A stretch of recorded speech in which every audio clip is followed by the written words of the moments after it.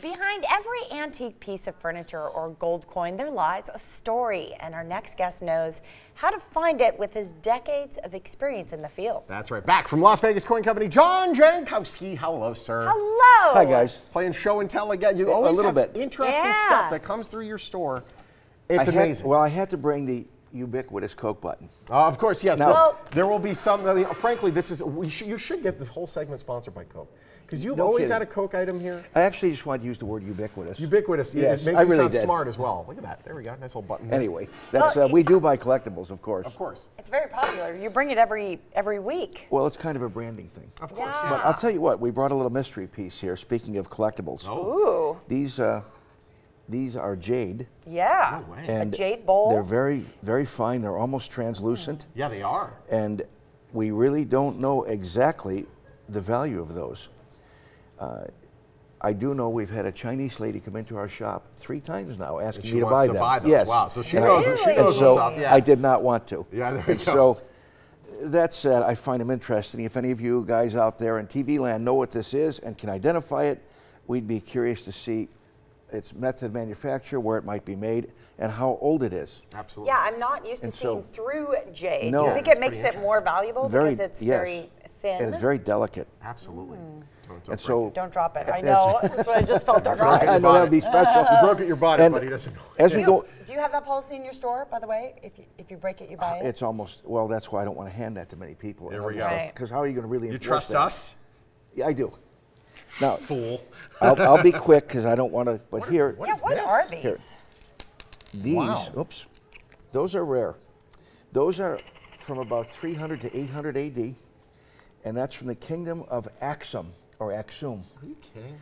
That's present-day Ethiopia. Wow. It's the very first African-made coinage. No way. Without outside influence from the Romans, the Greeks, or anybody else. Wow. So this might be the largest stash of Aksumite coins this side of the Mississippi River, because they're that rare.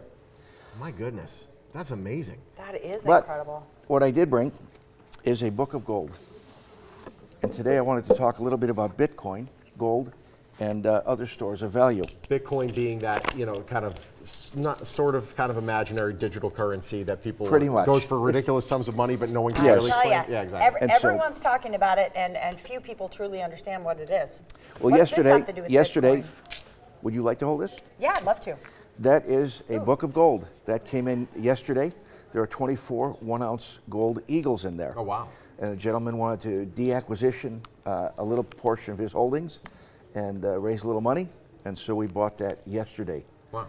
And so this has been the traditional store of value here in actually not just the United States, but the world, for literally 6,000 years. Yeah. Gold has been a store of value. We then switched over in 1973, I believe it was, when President Nixon took us off the gold standard. Yeah.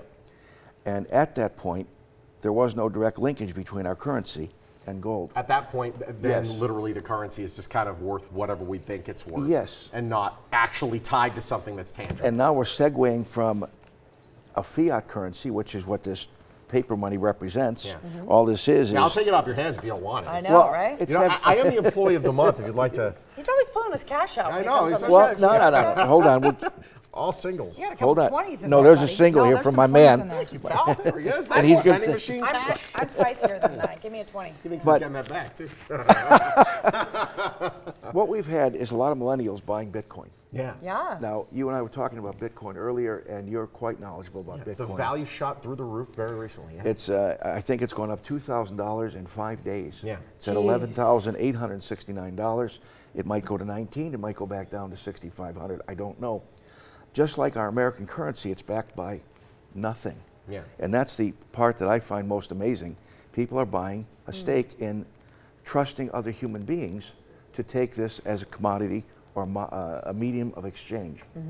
So a lot of millennials might consider taking a portion of their profits, if they have some, from Bitcoin, Put it into something you can hold. putting it into a tangible asset Yeah. that's not reproducible.